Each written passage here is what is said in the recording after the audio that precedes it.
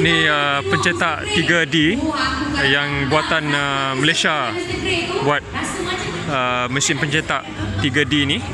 Ini syarikat dia.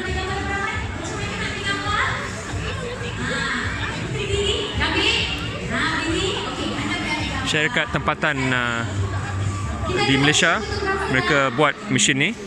Dan ni misalnya untuk cetak ni ambil masa 1 jam.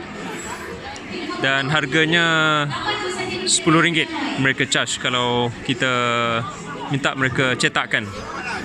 Jadi ini charge mereka dalam RM1 1 gram. Yang ni dalam 10 gram. Jadi RM10 ni. 1 jam untuk cetak.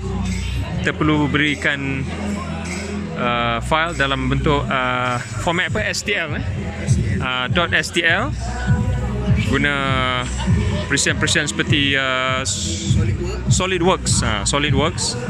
Jadi Maya pun boleh, AutoCAD boleh. AutoCAD pun boleh. Jadi beri file mereka bentuk tu dalam 3D pada mereka, mereka boleh cetakkan. Atau mereka juga jual mesin ni, mesin 3D ni. Harga dia RM4,000. Jadi kita boleh cetak macam-macam.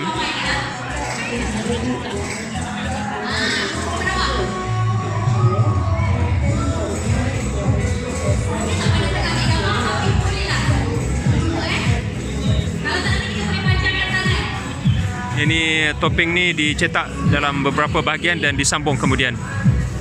Lepas tu dicat ni.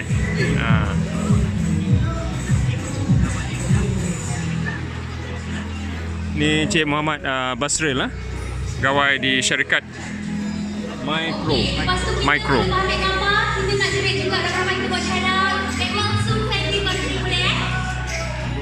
Bawah MDEC ni. Syarikat di bawah naungan MDEC.